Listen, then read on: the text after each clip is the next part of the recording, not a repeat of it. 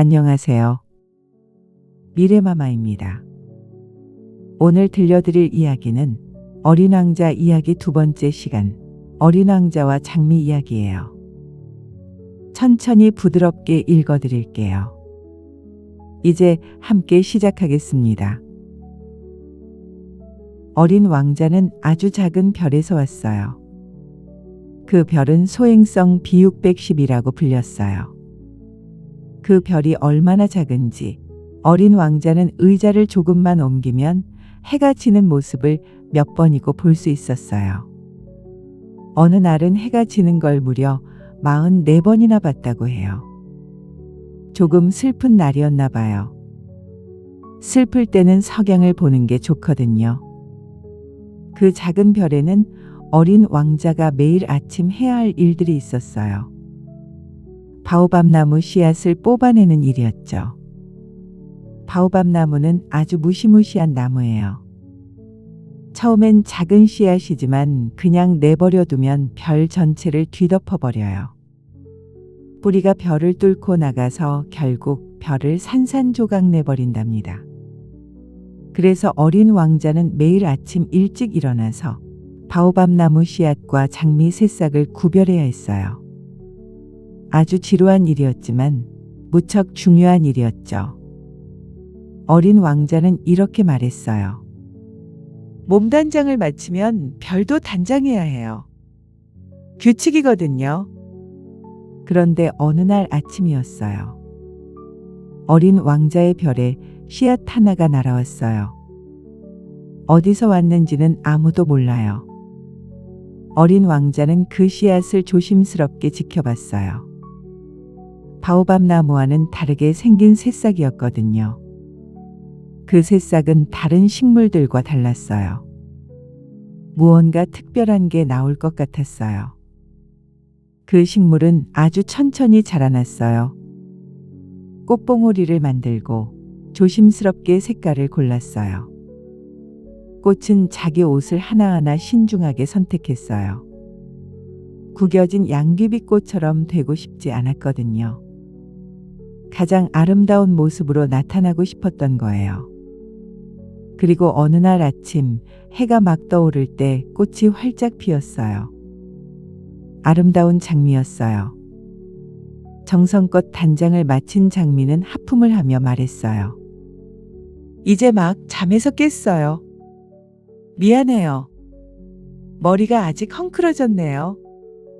어린 왕자는 감탄을 참을 수가 없었어요. 당신은 정말 아름다워요. 그렇죠? 나는 태양과 함께 태어났어요. 장미가 대답했어요. 어린 왕자는 알 수 있었어요. 이 꽃이 겸손하지 않다는 걸요. 하지만 정말 감동적이었어요. 장미는 곧 자기의 허영심을 드러내기 시작했어요. 그리고 어린 왕자를 힘들게 만들었답니다. 어느 날 장미는 자기의 4개 가시를 자랑하며 말했어요. 호랑이가 와도 괜찮아요. 발톱을 가지고 오라고 해요.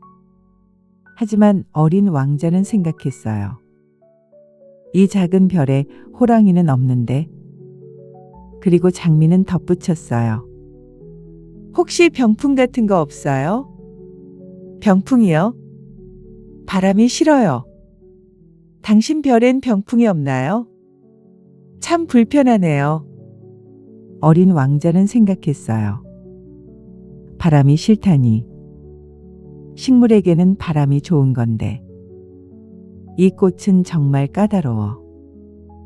밤에는 장미가 말했어요. 유리 덮개를 씌워주세요. 밤엔 여기가 너무 추워요. 이상한 별이네요. 어린 왕자는 아무 말도 하지 않았어요. 장미는 자기가 어디서 왔는지 이야기하다 말았거든요. 너무 뻔한 거짓말에 어린 왕자는 조금 실망했어요. 유리 덮개 가지러 갈게요. 그러자 장미가 기침을 하기 시작했어요. 어린 왕자가 죄책감을 느끼도록 말이에요. 나중에 어린 왕자는 비행사에게 이렇게 말했어요. 그때는 아무것도 이해하지 못했어요. 장미가 하는 말이 아니라 행동을 봤어야 했는데 장미는 나를 향기로 채워주고 빛나게 해줬어요. 절대 떠나지 말았어야 했어요. 그 가엾은 꽤 뒤에 숨겨진 다정함을 알아차렸어야 했는데 꽃이란 참 모순된 존재예요. 하지만 나는 너무 어려서 사랑하는 법을 몰랐어요. 어린 왕자의 목소리에는 깊은 후회가 묻어났어요. 어린 왕자는 떠나기로 마음먹었어요. 그날 아침 어린 왕자는 별을 깨끗이 정리했어요. 활화산 2개를 정성껏 청소했어요. 아침 식사를 데우는데 유용했거든요. 그리고 꺼진 화산도 청소했어요. 언제 다시 살아날지 모르니까요. 어린 왕자는 말했어요. 화산을 잘 청소하면 조용히 규칙적으로 타요. 화산 분화는 굴뚝에서 나는 불과 같아요. 물론 지구에서는 화산을 청소하기엔 우리가 너무 작아요. 그래서 화산이 우리를 힘들게 하는 거죠. 어린 왕자는 또 바오밥 나무 싹을 모두 뽑았어요. 조금 슬펐어요. 다시는 돌아오지 못할 것 같았거든요. 하지만 그날 아침 이 익숙한 일들이 무척 소중하게 느껴졌어요. 마지막으로 장미에게 물을 주러 갔을 때, 유리 덮개를 손에 들고 있을 때, 어린 왕자는 울고 싶었어요. 안녕? 장미는 대답하지 않았어요. 안녕? 어린 왕자가 다시 말했어요. 장미는 기침을 했어요. 감기 때문은 아니었어요. 나 정말 바보 같았어요. 장미가 마침내 말했어요. 용서해줘요. 그리고 행복해져요. 어린 왕자는 놀랐어요. 비난이 하나도 없었거든요. 유리 덮개를 든 채 망설이며 서 있었어요. 이 다정함이 어디서 오는지 이해할 수 없었어요. 그만 가요.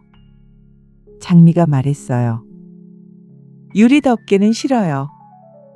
더 이상 필요 없어요. 하지만 바람이 그렇게 심한 감기는 아니에요. 밤에 시원한 공기가 내게 좋을 거예요. 나는 꽃이니까요.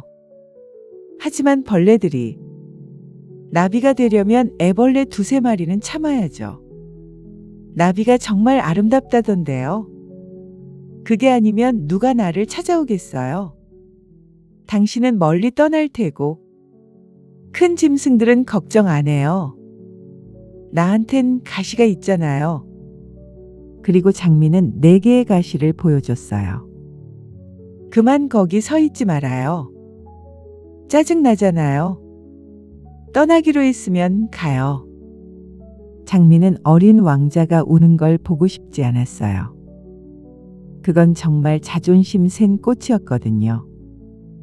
그렇게 어린 왕자는 자기 별을 떠났어요. 떠날 때는 몰랐어요. 자기가 얼마나 그 꽃을 사랑했는지.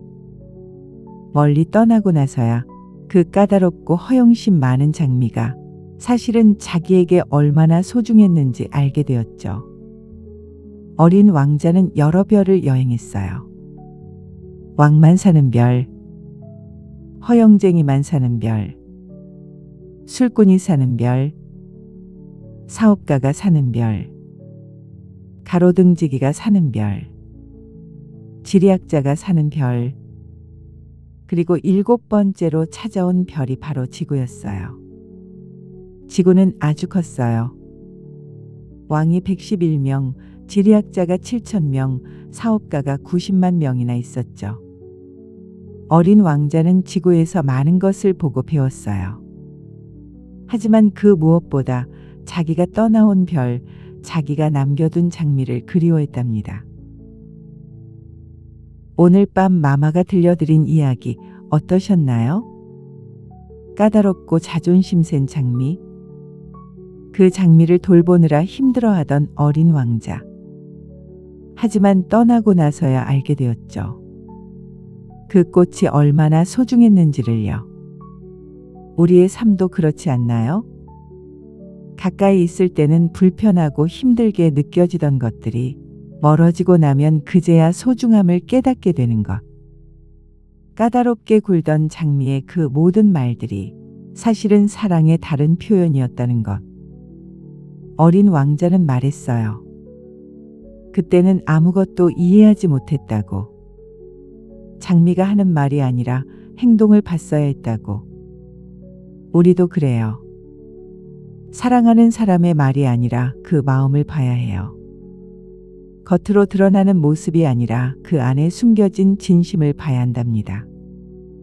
이제 천천히 눈을 감으세요. 당신의 마음 속에도 장미 한 송이가 있을 거예요. 누군가를 떠올려 보세요. 까다롭고 때론 이해하기 힘들지만 당신에게 소중한 사람. 그 사람도 어쩌면 어린 왕자의 장미처럼 서툴게 사랑을 표현하고 있는지도 몰라요. 천천히 호흡하세요. 들이쉬고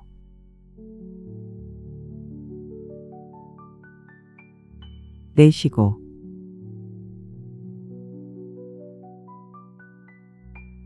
다시 한번 들이쉬고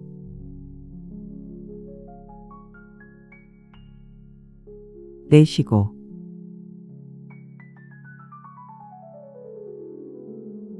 당신은 지금 아주 편안한 곳에 누워 있어요. 부드러운 침대, 따뜻한 이불, 창밖에는 별이 빛나고 있어요. 그 별들 중 하나에 어린 왕자의 장미가 있을 거예요. 4개의 가시를 자랑스럽게 세우고 어린 왕자를 기다리며 오늘도 조용히 빛나고 있을 거예요. 당신의 몸이 점점 무거워져요. 발끝부터 서서히 모든 긴장이 풀려요. 모든 아픔이 사라져요. 사랑했던 기억들이 따뜻하게 당신을 감싸요. 모든 후회도, 모든 미안함도 이제 내려놓으세요. 눈꺼풀이 아주 무거워져요. 당신은 사랑받을 자격이 있어요. 당신도 누군가의 소중한 장미예요. 오직 평화만이 당신을 감싸고 있어요. 따뜻하고 포근한 평화. 어린 왕자는 말했어요. 진짜 중요한 건 눈에 보이지 않는다고. 당신이 사랑하는 사람도, 당신을 사랑하는 사람도 눈에 보이지 않는 마음으로 연결되어 있어요. 내일 아침 당신이 눈을 떴을 때 당신 곁의 장미들을 조금 더 다정하게 바라볼 수 있기를, 조금 더 깊이 이해할 수 있기를 미래마마가 진심으로 기도합니다. 안녕히 주무세요.